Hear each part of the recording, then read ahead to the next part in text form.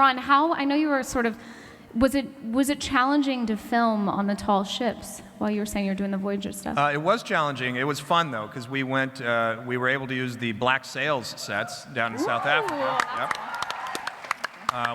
It's a fantastic facility they have outside of Cape Town, and they have these full-blown, tall-rigged sailing ships and tanks and a complete studio facility, and we were down there for about 3 months. Yep. Yeah. Or almost 4. Actually. Almost 4. And it was great. I mean, it was really amazing. We used a lot of the Black Sails crew and technical advisors in addition to our own people, and I think it's a really amazing set of episodes that are set down there. A couple of spare pirates were there as well. The occasional pirate drifted over. And, There's a drinking game in that somewhere. Yes. Oh my God. Spot the Black Sails. Spot the pirates? Spot the I like pirates. it. Yeah. So Meryl, you spent a lot of time on set when they're filming. What was it like moving production from Scotland to South Africa?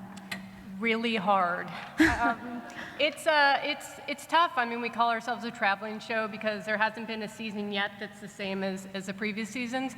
And obviously transferring to South Africa was challenging, but we were up to it and the actors were so excited. And I've always said we took a part of our Scottish crew with us, and these crew members, their skin has never seen the light of day, and I've never seen so many white legs sticking out of shorts. It quickly went from white to crimson red. So we had a blast, and as Ron said, we took over the Black Sails sets and their crew, and they were amazing, and it was so fun to be out of Scotland and to be on the ships, and we just all really, really enjoyed it. God, that sounds amazing. Everyone's laying out. They're like, we're not in Scotland. Let's get a tan. Okay, so Diana, I have to ask you, did you make it to set this season, and what did you think? And I also want to know if you wrote an episode.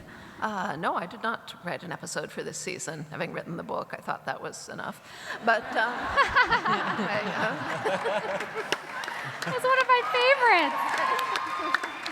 But no, I did get to go on set in South Africa, which was a lot of fun. We enjoyed it and got to see some of the filming, and then we went north and watched large animals, which was almost as much fun. Still on set. Amazing. Tobias, so I have to ask you. I've said this to you backstage, but I'm literally in awe of you. I think you're so incredible how you can play the 2 different characters. And we know that Frank is back in the picture for this season. How was that for you, getting back into that character? Great. I mean, one of the great privileges of doing this show is that we're deep into our 3rd, 4th year with these people, these characters, these worlds. So that's kind of a dream as an actor, to sort of just sit and have that time to explore them. I mean, we start off at season 3 and we kind of get to unpack the life of Claire and Frank in Boston. Yeah. Which is told in a slightly different way in the book, but we get a chance to sort of see that in real time. And and it's the writers gave us some great stuff to do. And I mean, I'm the more I do Frank, the more I sort of he's a surprisingly kind of complicated and interesting character, and I think are such an important sort of ingredient in the the very rich mix that is this show. But absolutely, absolutely, and you do it so well. You really make such distinction. It's amazing. But do you miss playing Blackjack? Yeah, of course. I mean, he's the really fun one, and fun, invite him to a party. Fun. Yeah, he'd be great at a party. Come on, he'd be great. But do we see the? Of course, we're going to see between Sam and you on the battlefield. Can you tell us anything about that scene? What that was like? I think looking at us like, am I allowed to say anything? I think we cut it. I feel like a little boy. Trying, guys. I tried. Yes, we do. So we basically begin the season at Culloden. Still looking nervously. Why am I? That's okay. You can't You're be gonna fired. get the sack. Yeah. And so yes, we see the encounter at Culloden between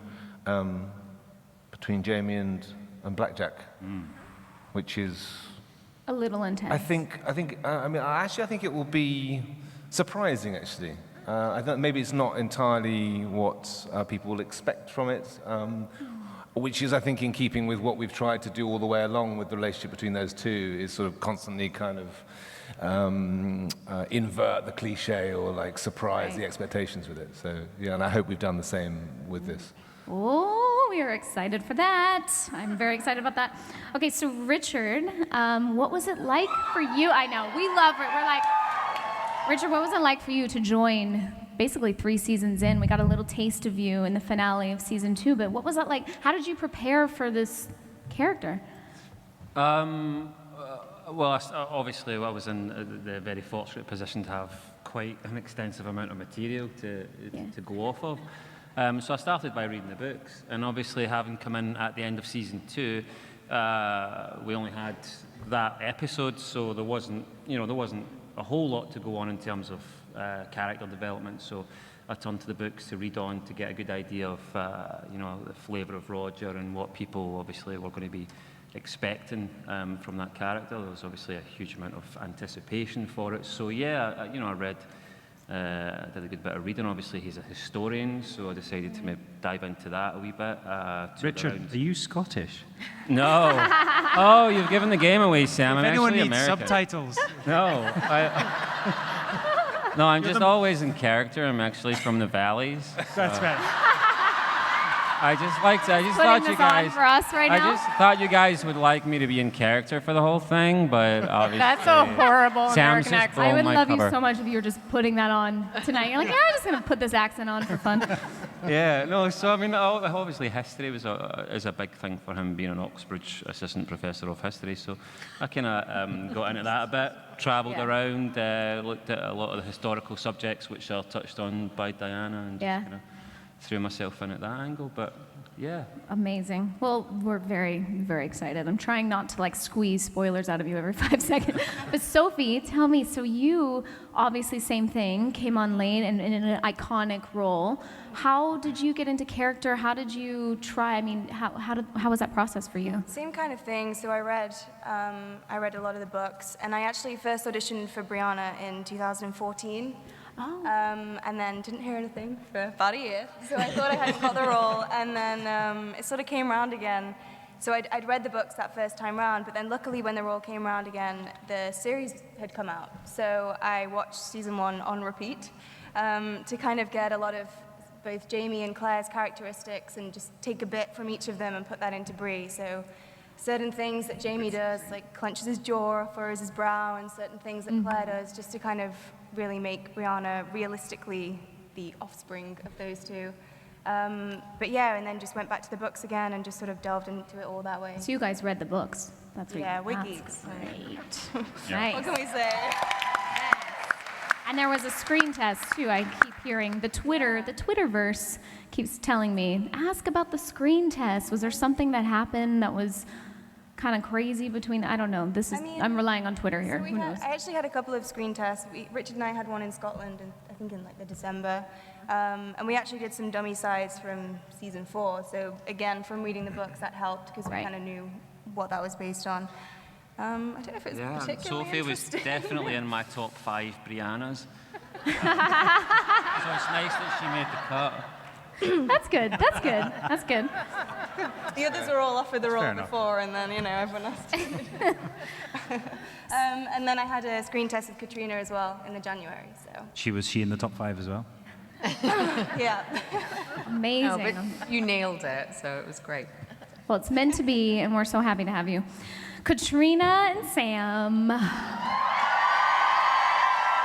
See how excited I am? I'm like, okay, where do I begin? All right, so both of your characters age 20 years in the course of the season, of course. Can you talk to us about how you approached that as actors and what that means for your characters as you're moving forward? They age very well, don't Yeah, they? you guys age very well, by the way. In fact, look younger. Didn't we just go method and just get old? I think we did, yes.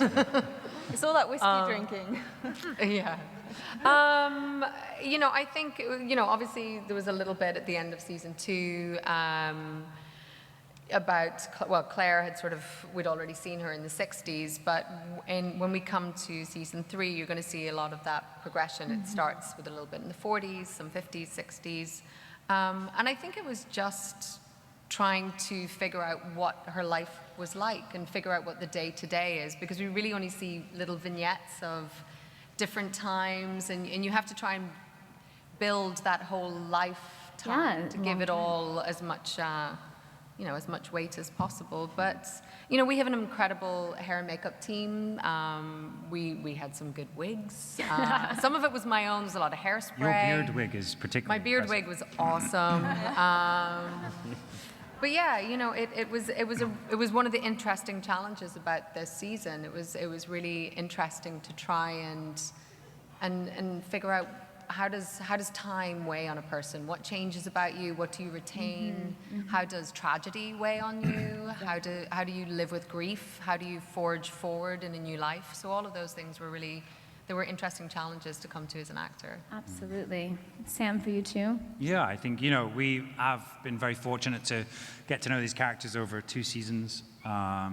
It feels like such a long time ago that we started. I was on the plane yesterday coming here, and there was a woman watching season 1, episode 2, and I was with the boy Thomas with the ear, and I was like, oh, it just feels like such a long time ago, and actually a different person. And we've come so far. And so this season, really, we got to really sort of stretch the character and go somewhere else with them, and who they are after 20 years apart, and that aging process. And I think it was more about the experiences rather than the aging. It's more about what happens to them. And certainly for both of our characters, a lot happens. And I know everyone will murder me if I don't ask you about this print shop scene that we are all As Ron said, it didn't make the cut. so excited about. You're like, I have no idea what scene you're talking about. Just tell me quickly, what was that experience? There's so much they have to bring into that one moment. Did you find that challenging? Did it come off a little easier than you thought? Challenging, I think. Well, I think, first of all, we had a great script from Matt B. Roberts, I think that with any of these moments, that they're big fan moments. That they're big pivotal points in the scene. So in a way, you almost, it's this tug of war, because you don't want to give it more credence than you ever give anything else, because every scene's important. And so you just want to approach it as you would approach everything else. But obviously, it's a huge moment for Claire and for Jamie to sort of find each other again. That's the big thing, Yeah, we were apart for a lot of this season, not to give away too much, but we're apart. And so the characters have their own lives and ultimately go through, all the sort of emotions of grief and acceptance ultimately, and of losing someone that they love. And then for that person to come back into your life, it was, It'd almost knock a man out. It would almost make a man faint. Rather gracefully. A little hotter. Like a gazelle. Woo! Well, we literally cannot wait for this scene. For more where that came from, click to the left to check out part 2 of the Outlander panel, or click to the right to check out spoilers from season 4 of iZombie.